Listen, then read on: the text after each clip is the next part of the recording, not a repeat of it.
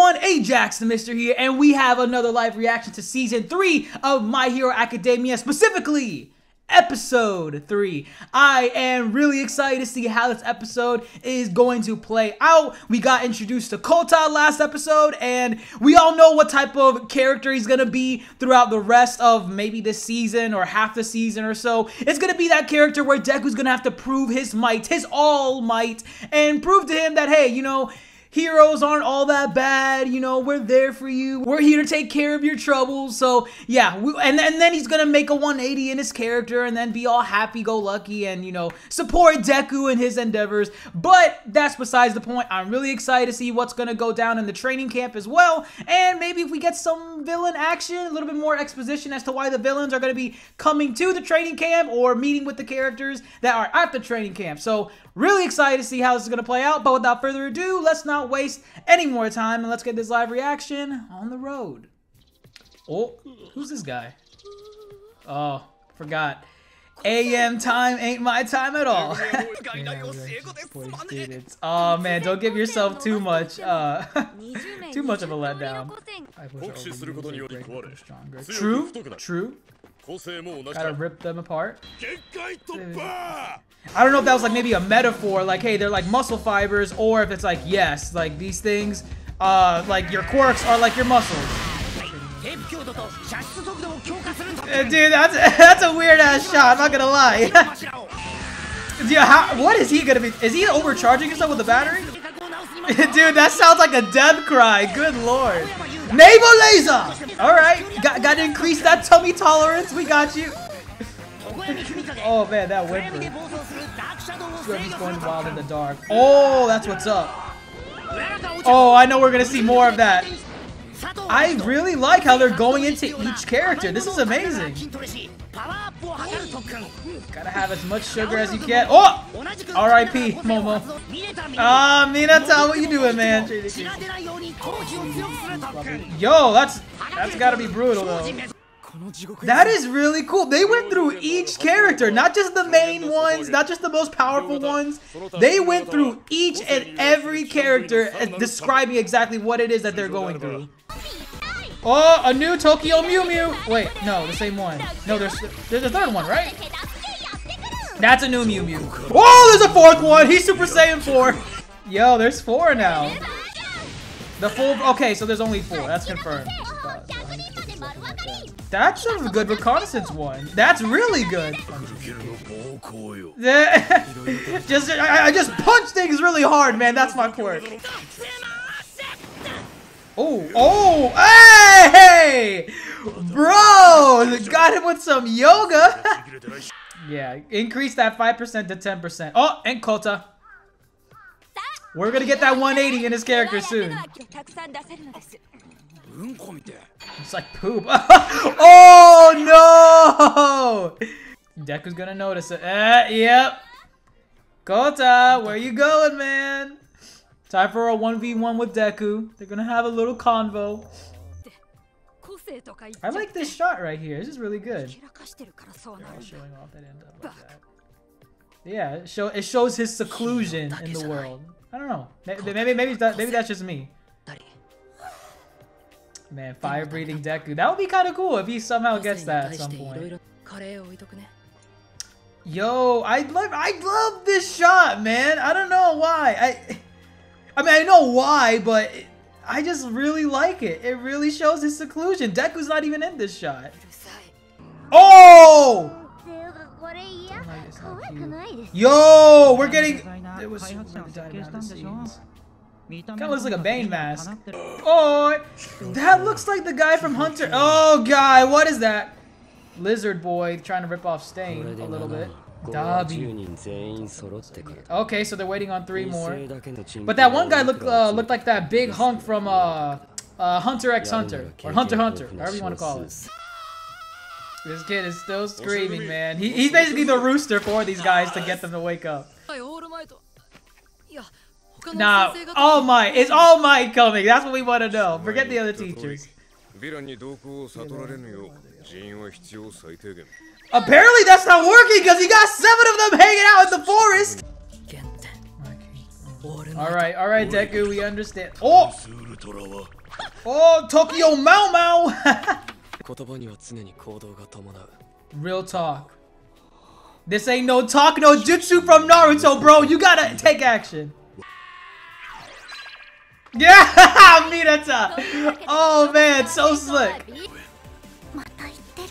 Yo, man, this is gonna be a Tokoyami moment. I'm not even kidding. Oh man, give me an unlikely one. Don't give me Bakugo. Don't give me Bakugo and Deku. Give me Tokoyami. Damn it, he's with Tokoyami. It's an extra person. Oh, Luigi lost someone that's out this pay. Oh man, that sucks for him, man. He doesn't want to be with Toto. What is wrong with Minata? Why is he so demonic? Why does he keep saying that, man? Oh man, this is gonna be a Tokoyami episode. Or maybe next week. Next week's gonna be one. What does she do? She just... Oh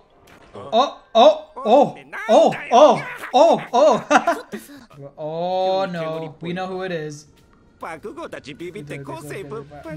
bro. Oh snap, the gas. I'm assuming that's the crazy tsundere yandere girl. No, man, this class does not get a break. No. Blue flames, bro. Blue flames! Take them down. Oh, never mind. So it's not the psycho chick. Ah, there she is. Oh, bro, let's go. Yo, she's already knocked out. What? This OST though is a lot of death metal. Why is he dressed like Stain? Why does he look like Kisame? Why is he looking for Hunter x Hunter? Kota, get out of there, bro! Oh no. Wow, what an amazing episode of My Hero Academia. Each episode is easily topping the last one. I know we started off with a rocky, startup line with episode 1 being a recap and kind of fillerish a little bit.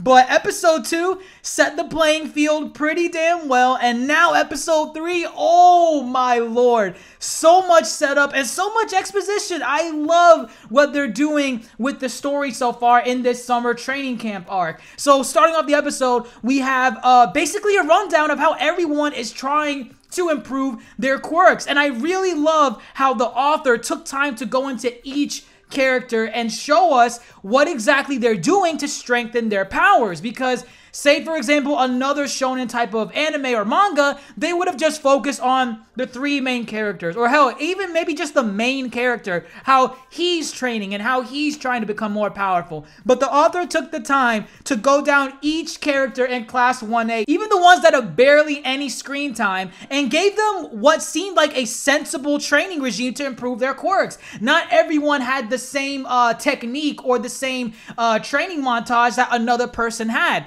So like for an example, Todoroki was basically in like that little boiling canister full of water, and he's continuously changing the water's temperature using his fire and ice power to find a balance in between. However, that training regime would not fit well with someone like maybe Tokoyami. Tokoyami doesn't have any sort of fire or ice powers, so instead his training montage is him going inside a cave of seclusion, complete darkness, and trying to master his dark shadow quirk, which by the way, I can already see the hype train with Tokoyami.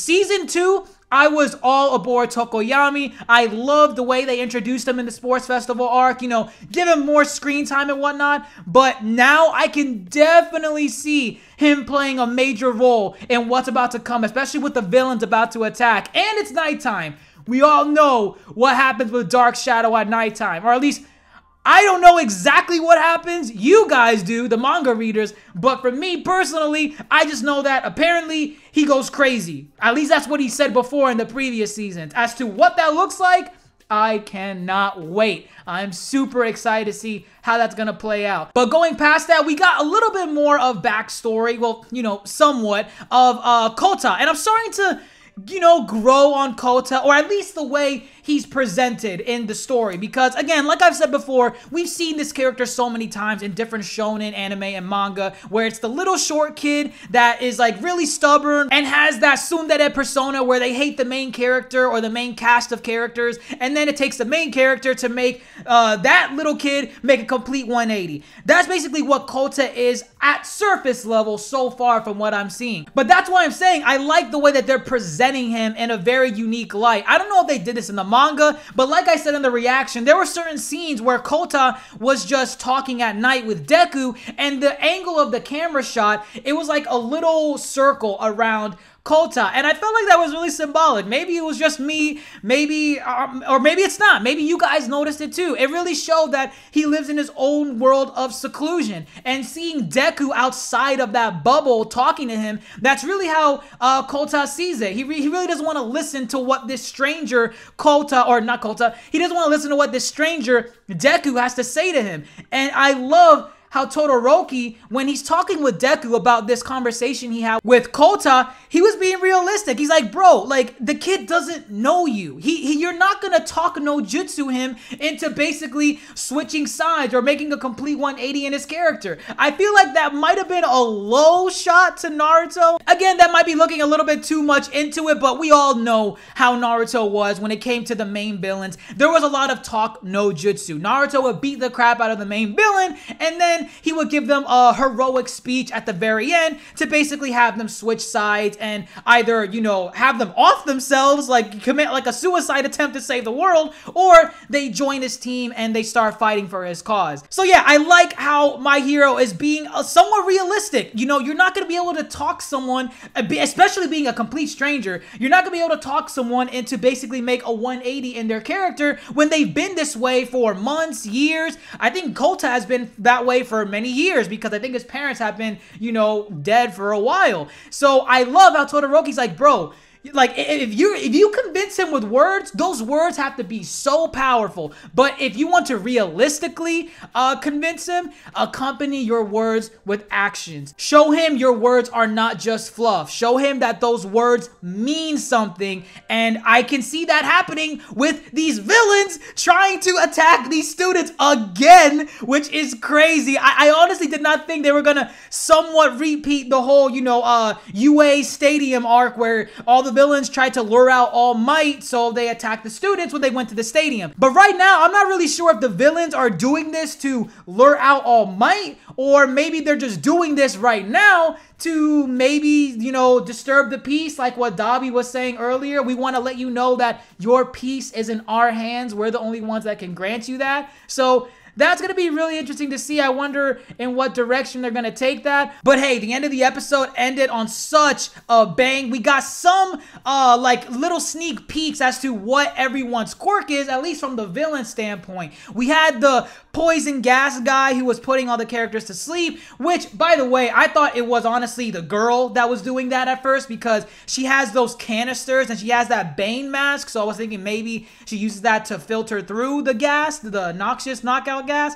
but it wasn't her. It was someone else that I guess specializes in poisonous gas, putting people to sleep. So we still haven't seen that crazy girl's quirk yet. We're probably going to see it next episode, but we also saw Dabi's quirk. And I'm really confused as to what exactly Dabi's quirk is, because I don't want to say it's just a copy and paste fire quirk from Todoroki, but at the same time, the guy is bringing out blue flames somehow. Before, we only saw that with, I believe, Endeavor. I believe Endeavor, when he was fighting one of the Nomus or Numus in season 2, we saw him bring out blue flames to incinerate one of their skulls. So I'm wondering if this is kind of similar, because we did see Dabi holding a tree, or at least putting his hand up against a tree. I'm wondering if touching something is in any way involved with how his quirk works, because again, it looked like he summoned a bunch of blue fire, and we all know that blue fire is tens of thousand degrees hotter than regular fire. So Todoroki gonna have a battle up against him at some point. We all know that's gonna happen, but